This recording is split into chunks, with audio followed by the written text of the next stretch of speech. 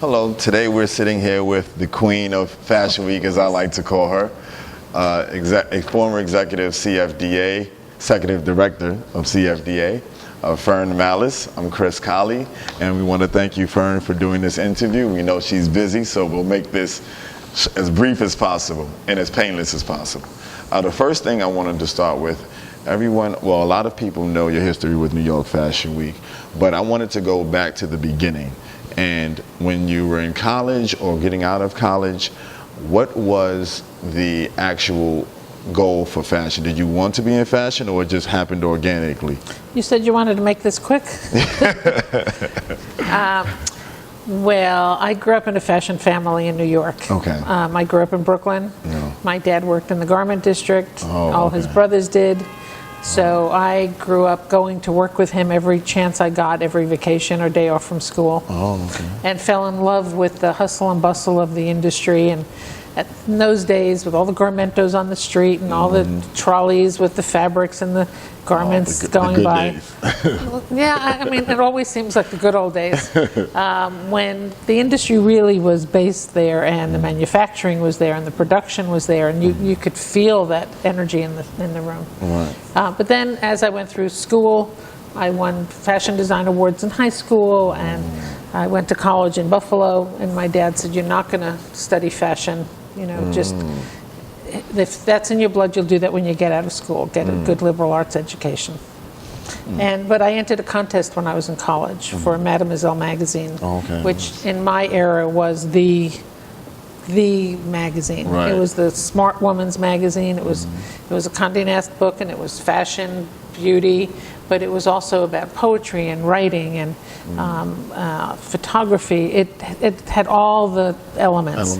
And so I entered their college competitions and guest editor competition, and I was one of the 20 winners across America that was brought in to then guest edit what was known as the college September issue, going back to school.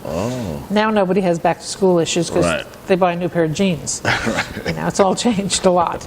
And if that contest existed today, it would probably be a reality TV show with 20 girls living in a hotel, competing for the job or the hot new boyfriend that you're meeting at some party that they arranged for you at night. So that's how my career started. Wow. I because every time I read about you, I always said I wanted to go deeper. I want to know more about how she started. So let me ask you this: when you now were into fashion, was there a big picture for you? Did you say, okay, I'm in the industry, I want to be this, or I want to be that, or was it more of a gradual process of where you learned what you wanted to be? It's a good question. I think it's a gradual process. I think you learn from each job you have. After being selected as one of the Mademoiselle guest editors, which was a month experience in June, I went off my prerequisite summer vacation in Europe for the trip when you graduate college. But I was the only one of the 20 asked to come back and get a full-time job at the magazine. So I started my career in publishing at Mademoiselle, doing a variety of things, ultimately doing retail store promotions, traveling all over the country doing events in the department stores. And at that time I thought a goal would be to become like the fashion director of a store, or I didn't think women could be presidents of a store at that time. When I look back, that would have been a job I would have liked to have had or done, but because I loved that excitement of putting it all together. Now let me ask you, what store would you prefer? Is no, that what you want to really trick me up now. I tried. But so now, as far as the aspects of the groundwork that you laid with New York Fashion Week, what do you see today where a lot of that groundwork is still being preserved? And what have you seen as far as the biggest change with Fashion Week and how it is present day? It's very big changes this season, especially. Even today's New York Times has the article about now there's a set of competing logos for New York Fashion Week between IMG, WME, IMG, where I was before WME came in, and CFDA, which is taking more of a controlling interest in Fashion Week and the branding of it and the calendar that they purchased from Ruth Finley. So there's a lot of chiefs years now, and the venues are pretty scattered. Oh, yeah. The organized venues that I was very proud of creating in Bryant Right. Park for 18 years, which was the event that changed it all, and Right. that really solidified the American fashion industry and put us squarely center on the map, Right. and created everything that has since come from that.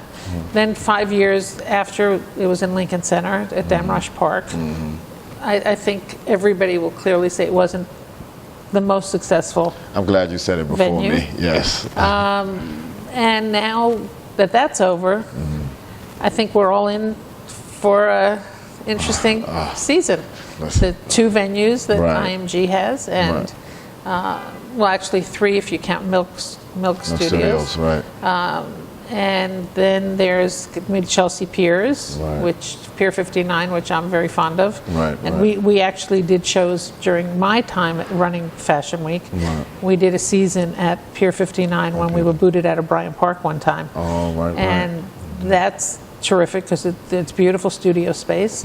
And then there's the everywhere else, you know, wherever you could find an empty A blank loft canvas or space, something. warehouse, Right. which is getting harder and harder in New York. Right, right. It is. It is. So, and just touching on that, I was able to attend the Men's Fashion Week and was able to get a peek at the Moynihan and Clarkson, right? Yeah. So, do you like those venues for it as far as the choices? you know, I think that the men's shows were very well organized. I mean, I love the men's shows Me too. because it's a very nice vibe, the men's Right. industry. Right. And I think that Skylight at Clarkson did a very nice job. The CFDA did a beautiful job organizing that, and it flowed very nicely. IMG is now going to reinvent the interior of that to accommodate bigger shows Right, right. and accommodate 10 times as many people, Right. if not more, coming through those venues. So while it worked nicely for that size crowd, Right. we'll see how it works for the women's shows. I'm a big fan of your conversations with Fern. I've attended a few. I At the asked you 92nd questions. Street Y? Yes, 92nd Street Y, and I attended the one you did with Tyson. Oh, okay. And No, that was yes, actually yes. that was actually a good one as well. And I wanted to ask you, what do you think makes a lot of these, iconic people feel so comfortable when they speak with you? Because I was looking at the Nicole Miller one, and it was funny. Donna Karen. I'm sorry, Donna Karen. And it was funny when I saw that she stepped down from the Donna Karen International. I went back to your interview with her when she was speaking so passionately about Haiti, and I said, you know what? From that interview, I could have predicted this was coming. So, what do you think makes them so easy just to talk to you and give you all of this inside detail and have so much easiness when they speak? You know, they're very calm. They open up. Why do you think they feel such an ease when they speak to you? Can I say I drug them? Only kidding. It's because I have a history with them, Right. for most of them. And we've worked together for many, many years, and they trust me. I'm clearly not there to expose, dirty bad. secrets or Right. something in the closet that they don't want to talk about. Right. I will ask them before an interview, is there anything off limits? Right. And remarkably, nobody's ever said, don't talk about this. Oh, wow. They've all been, it's fine.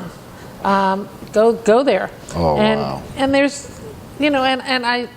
my interviews start a little bit with, like how you started with me, going back into where they grew up, their Right. parents, their family, things that become very warm and cozy to them. Right. So they get into a frame of mind about a comfort factor, and I ask questions that I think that I want to know, and I assume other people do if I want to know that. Right. I'm not asking them about their collections. You Right, could read right. that in any Anywhere, paper. right. But I don't think enough people hear the voices of these people. You see them, and you see them in party pictures, and you see them publicized, but what do they sound like? Are they articulate?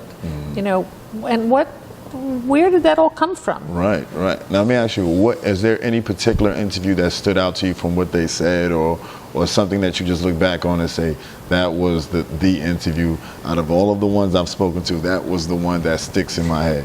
I've always been such a diplomat in my jobs, running CFDA and running Fashion Week. They're all my peeps and all my kids, and I try to support them all. And honestly, just about every interview had something special to it that was remarkable, and it's really hard to pick one and say that was the best one. Right. I mean, the book that I have out now, Fashion Lives, has 19 of the interviews, but there's been many more since that, you know, including Valentino and Victoria Beckham and Leonard Lauder, you know, Tim Gunn, you know, so which were remarkable, all of those interviews. I mean, Valentino was extraordinary. Victoria Beckham was great. She was. You know, Leonard Lauder, words of wisdom, just pearls kept coming out of his mouth for people. People were just, he was thrilled with it. Yeah. But, you know, for the ones that made it into the book, I would say a lot of people stop me all the time who were at the Bill Cunningham one, because he's such a loved figure in our world of fashion and our industry, and he's such a private man. He is. So for him... Any plans of a second one or a follow-up to it? Absolutely. Now, have you ever been approached about TV shows? Yep. Any in the pipeline, or are you still weighing the options? Oh man, I can't get anything out of her. Okay, so. But I have 2 interviews coming up. Let's make sure people know about those, because you can still buy tickets for them. Okay, which ones are those? The series is starting again in September, right before Fashion Week. Oh, great. On September 8th, I'm doing Iman. Oh, wow. Which is going to be fabulous. Wow. No holds barred Iman. Oh, and she's celebrating her 60th birthday this summer. I mean, she just looks incredible. She needs to bottle up whatever she's doing. And what a life. I mean, an interesting life. Oh. And then at the end of the month, on the 29th, I'm doing Cindy Crawford, who's celebrating her 50th year in business and 50th year alive. Alive, right. And also has a book coming out. So we're doing an interview about her and her book. Now to everything as far as Fashion Week and your book, are there any future endeavors that you would like to still accomplish that's maybe on your bucket list? Say, before I leave fashion completely, I want to do this, or I want to, because I mean, as far as leaving your mark, Fashion Week will never, that's why I call you the queen, because every time I see you at Fashion Week, I don't know if you remember, I always bow and say queen, the queen, and everyone's like, why you do that? I'm like, do you know why we're here? See that woman right there? That's the reason we're here. So is there anything on the horizon? Listen, I mean, there needs to be definitely a documentary done. Well, you know, there's one that was done. The Tents? The Tents, but that's... It was that kind of gives you a little bit, yeah. But it was good. But any future endeavors that absolutely. You I mean, I'm in my own consulting business now, and you never know when the phone rings every day who's calling about something interesting. Right. I'm actually leaving on Monday for India because I'm on the board of a company called Tara, the largest exporter of diamonds out of India, and I go to India about 4 times a year for that. But you know, I'm on the board of a couple of companies, advising some startups. I still am a consultant to many of the regional fashion weeks. Charleston Fashion Week, Nashville, St. Louis Fashion Week, and Fashion Fund. And I did San Antonio this time. I'm going to Philadelphia Fashion Week right before New York. And I'm doing a lot of book events all over the place. A couple of big book events this weekend in the Hamptons before I leave town. I'll be out there.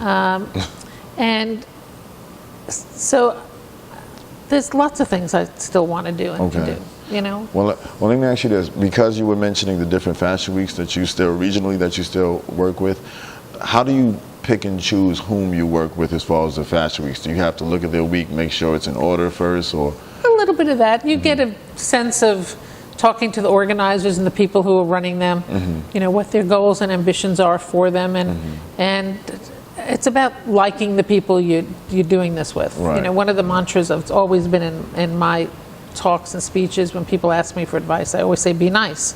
And they look at me like I'm crazy. But I say, you know, at the end of the day, you're working with people, and there's a lot of people to work with. You know, if you're buying clothing from different designers, you can buy it from a lot of good people doing great work. You want to buy it from people you like, from people who are pleasant to work with. You know, because otherwise it's just not worth it. There's too many nice, talented people to have to work with not nice, talented people. So I feel that way about the people I collaborate with. You know, and there's talent in these cities, and I watch these people really put their heart and soul into creating an event and making something happen, and being so proud of where they live. And you know, and I believe you don't have to be in New York to be a designer. You know, Right, and right. New York is crazy, you know, so Right. let these people have a platform, experience what it's like putting on a runway show. And I, in my roles with these various weeks, bring jury and bring other guests, you know, to come and critique the collections and give advice and what have you. great. So they get to meet some New York players and designers who come, That's good. and sometimes a New York designer will go and be a featured designer at these weeks. Oh, nice. You To know, bring so more everybody's attention. looking for more visibility and more Exactly. opportunities. Exactly. Now let me ask you. You mentioned your consulting. Excuse me. No problem. You mentioned your consulting company.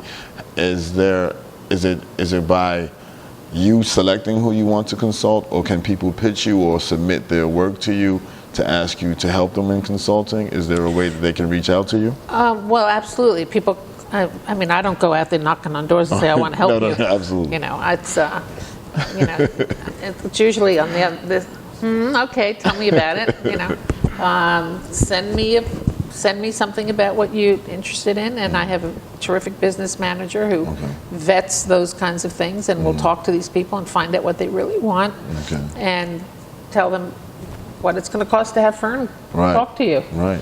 And, you know, Is and be with is you. there an email address, or should they? You know what? The best thing right now would probably be info@fernmallis.com. Okay.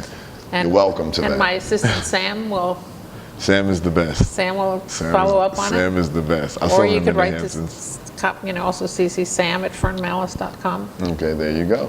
Now we're gonna wrap it up with something fun. I like to do something fun Uh-oh. to wrap it up. So I'm gonna do a rapid fire at you. Take a Uh-oh. drink of water, Get ready for this. relax. So I'm gonna say two options. You just tell me which one you would prefer.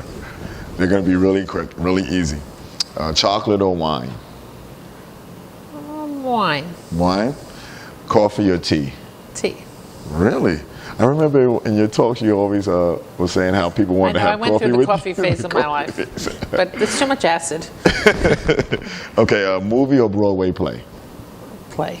Play. Beach or the pool? Depends on which beach. That's a good answer. Okay, I'll leave that one at that.